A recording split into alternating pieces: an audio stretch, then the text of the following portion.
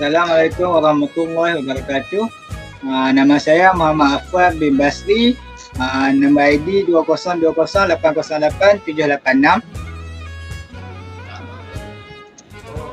Assalamualaikum warahmatullahi wabarakatuh. Nama saya Aimanuddin bin Anas. Nombor metrik saya 2020842928.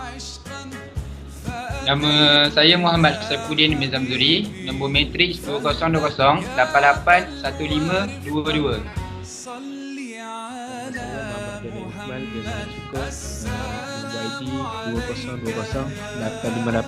2020858118. Okey, hari ini kami ingin membentangkan tentang tajuk kami iaitu peranan ibadah dalam melahirkan masyarakat berakhlak mulia, dan kami semua dari kelas PEC 1102 F2. So, Ustazah yang telah mengajar kami adalah Ustazah Amy Silviana binti Muhammad Zahid. Next.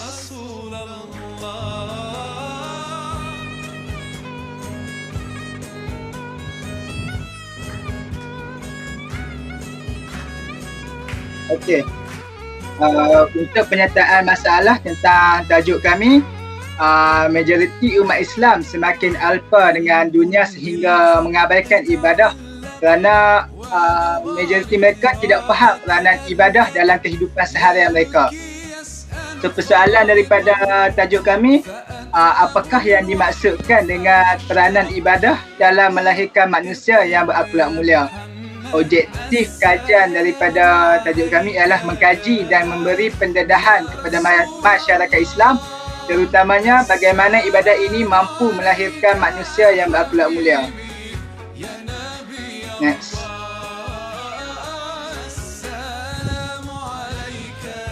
Tajuk pertama daripada tajuk kami ialah, isi pertama daripada tajuk kami ialah disiplin seorang Muslim adalah pada solatnya. Next. So, daripada surah An-Nisa ayat 103. Auzubillahi minasyaitonirrajim.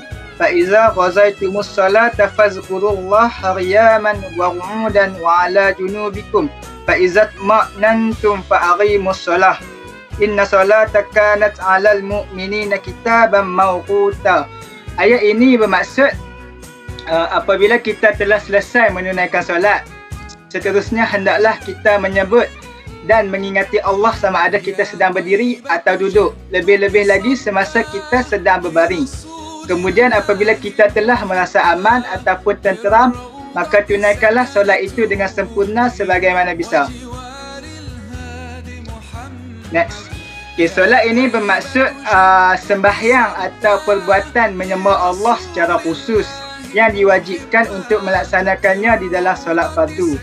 Solat merupakan ibadat badaniah yang diwajibkan ke atas setiap umat Islam yang mukallaf menunaikannya sebanyak 5 kali sehari pada waktu-waktu yang telah ditetapkan oleh Allah Subhanahu Wa Taala. So, apabila kita solat, ia dapat mendidik jiwa seseorang untuk mengerti akan hakikat ketakwaan, ketenangan, kesabaran, tawakal, jihad, dan hanya berpegang teguh dan bergantung secara optimum kepada Allah Subhanahu Wa Taala untuk meminta bantuan ataupun untuk meminta pertolongan. So, selain itu juga, solat juga dapat melatih seseorang individu itu untuk membentuk disiplin diri. Hal ini kerana agama Islam amat mementingkan ketepatan waktu dalam menunaikan solat di awal waktu. Apabila kita melakukan solat di awal waktu mengikut waktu-waktu yang telah ditetapkan, kita akan mewujudkan disiplin diri di dalam diri kita. Surah An-Nisa ayat 103 juga menyebut sesungguhnya solat itu adalah satu ketetapan yang wajib atas orang-orang yang beriman yang tertentu waktunya. Hal ini dapat menyimpulkan bahawa agama Islam amat mementingkan ketepatan waktu. Seterusnya dapat melatih diri seseorang untuk lebih berdisiplin kerana golongan yang solat di awal waktu adalah golongan yang menepati waktu. Begitu juga golongan yang menepati waktu adalah golongan yang sering mengawalkan buat solat mereka. So, kita boleh simpulkan bahawa ibadah boleh melahirkan individu yang dapat menguruskan masa dengan baik dan tepat. Kerana disiplin diri akan dibentuk sekiranya individu itu lebih mendalami ilmu agama Islam dengan lebih mendalam. Seterusnya, solat juga dapat mewujudkan rasa rendah hati di dalam diri kita. Hal ini kerana apabila kita khusyuk untuk sujud kepada Allah, ia dapat menyedarkan kita bahawa kita hanyalah seorang hamba yang hina dan memerlukan bimbingan serta rahmat daripada Allah. Kekhusyukan juga mengajar seseorang itu untuk berfikiran lebih rasional, positif dan tidak mudah untuk berputus asa. Kerana kita akan lebih berserah kepada Allah tentang hal-hal dunia. Hadis Nabi Muhammad SAW juga ada bersabda bahawa kita hendaklah serahkan semua urusan kita kepada Allah. Nescaya kita akan merasa lebih tenang untuk hidup di dunia ini. Justru apabila khusyuk dalam solat juga dapat melatih individu itu untuk menjadi lebih rendah hati kerana kita hanyalah makhluk yang bergantung kepada penciptanya. So, umat Islam hendaklah menunaikan solat kerana solat dapat memberi banyak kelebihan kepada kita dan mewujudkan nilai-nilai yang positif di dalam diri kita.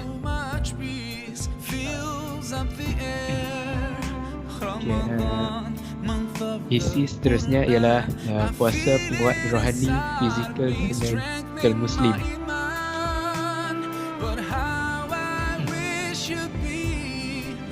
Dengan berpuasa, umat Islam dapat mencegah manusia daripada melakukan perbuatan yang buruk dan ditegah.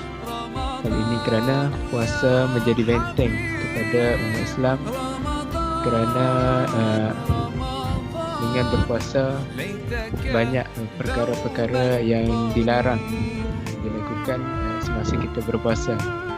Jadi ini secara tidak langsung dapat mendidik umat Islam untuk menjadi lebih peka dan mengelakkan diri daripada melakukan perkara yang buruk dan ditegah. Seterusnya ialah sikap patuh dan taat pada perintah serta larangan diterapkan dalam diri setiap umat Islam. Kerana semasa berpuasa umat Islam dilarang untuk melakukan perkara-perkara tertentu, dan sekiranya umat Islam tidak mengikut dan mengamalkan perkara-perkara tersebut, ibadah puasa mereka akan terjejas, dan ini akan menyebabkan mereka tidak dapat memperolehi pahala puasa yang penuh. Seterusnya, puasa dapat mendidik umat Islam untuk melawan nafsu daripada melakukan perkara yang salah dan dilarang. Kerana semasa berpuasa, umat Islam bukan sahaja dilarang untuk makan dan juga minum, tetapi mereka haruslah mengawal hawa nafsu dari melakukan perkara-perkara maksiat yang boleh menyebabkan puasa mereka terjejas. Dan setelah itu, puasa juga dapat mendidik kita untuk menjadi seorang yang pemurah. Ini kerana semasa bulan Ramadan pahala untuk ibadah dilipat gandakan. Jadi ini dapat memberi kesedaran kepada orang-orang untuk bersedekah kepada mereka yang memerlukan. Assalamualaikum everyone, this is Brother Mahazain. For my latest news and updates, join me on Facebook, follow me on Twitter. Baiklah, bagaimana puasa menjadikan hal ini berlaku? Yang pertama, puasa mampu menghilangkan sifat bakhil yang ada pada diri seseorang. seperti yang diperkatakan tadi, puasa semasa bulan Ramadan, pahala beribadah dilipat gandakan. Jadi pada bulan Ramadan ramai orang akan berlumba-lumba untuk bersedekah, untuk melakukan berbagai ibadat dan terutamanya bersedekah. Jadi hal ini secara tidak langsung dapat mengikis sifat bakhil yang ada pada diri. Kemudian puasa dapat memberikan kesedaran kepada orang-orang untuk bersedekah, kerana semua yang kita miliki hanyalah milik Allah Subhanahu Wa Taala. Ini kerana semasa berpuasa kita perlu menahan lapar dan dahaga, bermula dari terbenamnya fajar, bermula dari terbitnya fajar dan tenggelamnya matahari.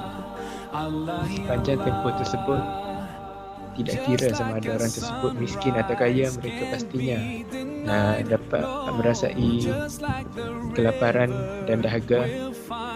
Jadi perkara ini akan memberikan kesedaran kepada orang-orang yang selama ini hidup dalam kesenangan, tahu keperitan yang ditanggung oleh orang-orang yang tidak berkemampuan.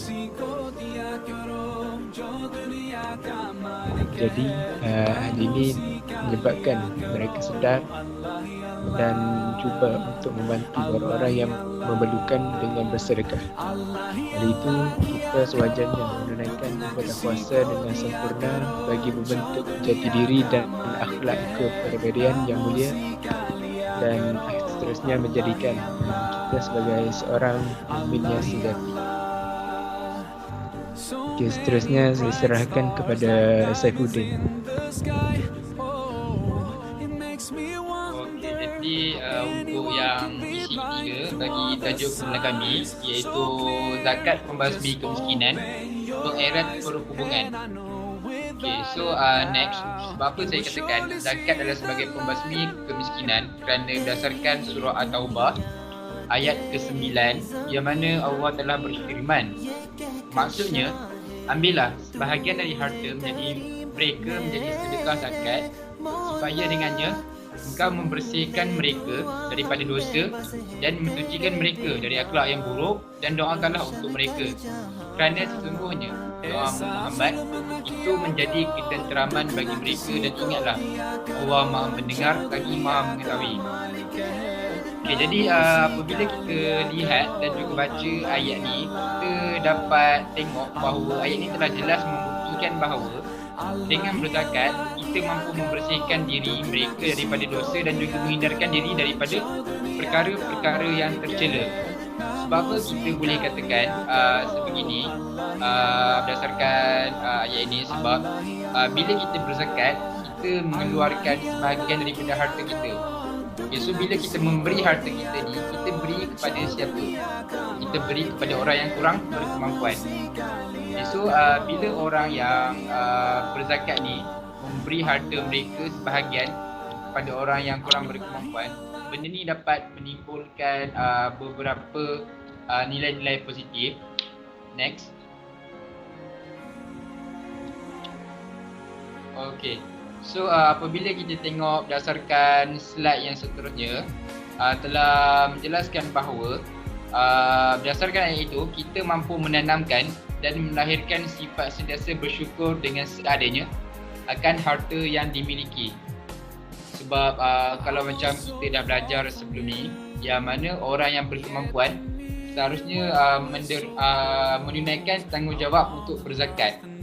Okay, jadi bila berzakat ni, kita telah ditetapkan syarat-syarat untuk berzakat, dan juga dia punya berapa nilai yang perlu dizakat dan juga sebagainya. Yang keduanya, kita akan ada rasa bertolak ansur kepada mereka yang kurang berkemampuan. Sebab apa? Sebab kalau kita dapat tengok, yang majoriti yang berzakat ni, kita akan berzakat pada salah satu institusi Islam. Seterusnya institusi itu dia akan memberikan sumbangan zakat kita tu kepada orang-orang yang kurang berkemampuan. Contohnya macam fakir miskin, lepas tu orang-orang yang tak ada pakaian, tempat tinggal apa semua tu. Okay, so mereka tu akan diagihkan contohnya macam makanan ke, duit ke ataupun pakaian. Macam tu lah. Dan yang ketiga, dengan berzakat juga kita dapat meningkatkan rasa takwa kepada Allah Subhanahu Wa Taala sebagai pencipta sekalian makhluk. Sebab zakat ni merupakan antara salah satu ibadat yang wajib untuk umat Islam tunaikan apabila mereka menepati syarat-syarat yang tertentu. Okay, so bila seseorang tu berzakat, dia akan menderma sebahagian daripada harta mereka dengan rasa ikhlas, dengan niat untuk membantu mereka yang kurang berkemampuan. Okay, so bila seseorang tu buat macam tu, dia serba sedikit akan menimbulkan rasa ikhlas di hati dan juga berjuang ke jalan yang benar sebab berzakat kan. Dan yang keempat, manusia akan terhindar daripada rasa sifat membenci dan juga berdengki. Okey, sebab apa dan macam mana bila kita berzakat, manusia akan terhindar daripada sifat benci dan juga berdengki ni. Sebab macam yang saya katakan tadi, bila seseorang tu berzakat, dia akan memberi tau. Okay, so bila memberi ni, dia akan menimbulkan satu perasaan kasih sayang. Kasih sayang orang yang berharta kepada orang yang miskin. So bila ada benda ni, orang yang menerima tu, iaitu orang fakir miskin ke apa tu, dia akan ada rasa respect yang tinggi pada orang yang memberi zakat. Sebab apa? Sebab dia rasa disayangi, dia rasa macam dihormati. So bila kedua-dua pihak ni berlaku, so dia akan mengelakkan rasa sifat berdengki dan juga membenci. Sebab kalau macam kita tengok isu-isu zaman sekarang kan ada banyak orang yang menggunakan bomoh lah, sihir lah, semata-mata nak jatuhkan orang yang kaya. Sebab apa? Sebab ada sifat benci tu. So dengan berzakat kita dapat elakkan benda ni lah. Jadi kita dapat simpulkan kat sini bahawa dengan berzakat kita mampu melahirkan insan yang berakhlak mulia. Sebab meskipun berzakat kita dapat banyak kebaikan dan juga nilai-nilai murni yang dapat dipraktikkan dalam kehidupan.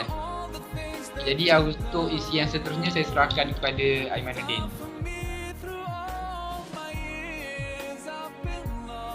Baik, Assalamualaikum warahmatullahi wabarakatuh. Jadi saya akan membentangkan poin yang seterusnya, iaitu zikrullah membasah lidah muslim. Okey, baik. Mengapa kita boleh ambilkan zikrullah ini sebagai cara untuk membaiki diri kita atau menjadikan individu muslim itu sebagai lebih baik? Antara poin pertama ialah ia sangat mudah untuk dilaksanakan kerana mampu diamalkan pada bila-bila masa. Kalau kita tengok zikir ni kita hampir lakukan pada setiap masa. Bagi contoh selepas solat, ataupun kalau kita mengalami satu masalah, kita akan ucapkan Astaghfirullahalazim, Allahu Akbar, ataupun kita diberikan satu rezeki yang tidak dijangka, kita akan menyebut Alhamdulillah. So benda ni kita lihat kita melakukan bila-bila masa. Dan satu lagi, ia memberi kesan kepada jiwa dan peribadi orang muslim yang melakukannya. Sebab apa? Bila kita selalu memperhatikan benda ni, kita membasahkan lidah kita dengan zikrullah, kita akan mengurangkan mengotorkan lidah kita dengan kata-kata yang tidak baik seperti mencaci, maki ataupun mengumpat orang lain. So dengan zikir ni kita mengelakkan dan melaksanakan dosa. Poin ketiga ialah kita dapat menjadikan ia dapat menjadikan kita kurang bercakap hal-hal yang tidak baik dalam masalah akidah. Contohnya macam tadilah saya beritahu, kita akan mengurangkan mengumpat, kita mengurangkan daripada maki orang ataupun tak tentu hal lah, kita akan maki secara tak sengaja. So bila kita membasahkan lidah kita, tiba-tiba kita kejut, kita Allahu Akbar, bukannya kita cakap benda-benda tak tentu hal lah. And satu lagi, zaman sekarang ni kalau kita lihat, bercakap tentang hal orang lain di belakang orang itu telah jadikan perkara biasa ataupun seperti macam tiada keraguan atau tiada ketakutan terhadap hukum yang ataupun balasan yang akan diberikan Allah. Kenapa? Contohnya antara amalan yang kita nak elakkan dengan zikir ni ialah mengumpat. Kenapa? Mengumpat ini lebih teruk pada mengumpat ni macam kita makan daging sahabat kita. Macam tu lah, Allah alam. Okay, next. Daripada Aisyah radhiyallahu anha, Nabi Muhammad sallallahu alaihi wasallam bersabda, "Wahai manusia, lakukanlah amalan mengikut kebaikan kamu. Sesungguhnya Allah tidak jemu sehinggalah kamu jemu. Amalan yang paling Allah sukai ialah amalan yang berterusan walaupun sedikit. Riwayat Al-Bukhari dan Muslim. Daripada hadis ni kita dapat lihat Allah ingin seorang hambanya melakukan ibadah walaupun sedikit. Tidak semestinya ibadah kita lakukan tu ibadah yang berat. Contoh setiap tahun nak pergi buat haji, setiap tahun nak pergi buat umrah.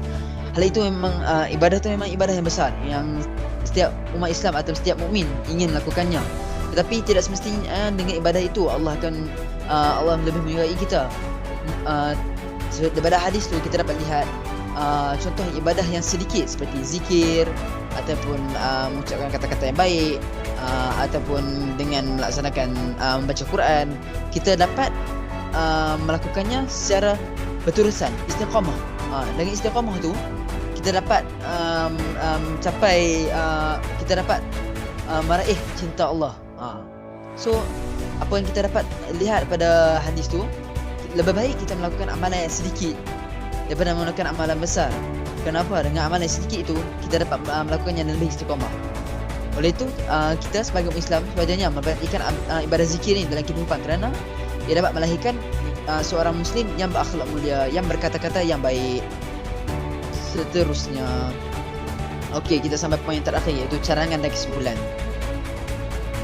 Daripada apa yang kita lihat, daripada pembentangan yang telah kita laksanakan dalam beberapa minit yang lalu, cadangan yang dapat kita lakukan bagi mengatasi masalah-masalah yang dapat kita lihat ialah memperbanyakkan mengadakan program-program dakwah yang melibatkan ustaz-ustaz terkenal bagi menarik perhatian, terutama yang pada golongan muda. Kenapa kita nak tajuk pada golongan muda? Kerana golongan muda ni mereka boleh lagi untuk dibentukkan, kerana mereka masih terdapat lagi sisa kain putih yang tidak dicorakkan lagi. Memang kita kata tak semestinya orang tua tak boleh tegur. Memang boleh tegur, tapi bila kita sudah lebih tua, dia lebih terletak pada diri kita untuk merubahkan diri. Tidak terletak pada bila kita mendengar kata-kata orang lain, tidak semestinya kita akan berubah terus. Kenapa? Kerana hati kita innalillah kemungkinan telah keras. Kemudian kita tidak boleh terima teguran pada orang lain. Tapi jika kita tegur kanak-kanak yang masih kecil, yang masih belum akil baligh, kita dapat menegurnya. Kenapa? Hatinya masih lembut, kerana dia baru saja mengenal erti dunia. So kesimpulan daripada yang kita dapat, kita haruslah hiasi diri kita dengan amal-amal ibadah. Contoh seperti solat, zakat, benda-benda wajib ni memang harus kita lakukan. Melakukan tambahan, kita melakukan sedekah. Kerana apa? Kita dapat memantapkan kepribadian kita, akhlak kita sebagai seorang Muslim. Sesungguhnya sebaik-baik umat adalah datangnya daripada golongan mereka yang sentiasa menunaikan ibadah, yang sentiasa istiqamah melaksanakan ibadah. Sekian sahaja daripada kita, daripada kami. Wallahu a'lam. Assalamualaikum warahmatullahi wabarakatuh. Wabillahi taufiq wal hidayah. Assalamualaikum warahmatullahi wabarakatuh.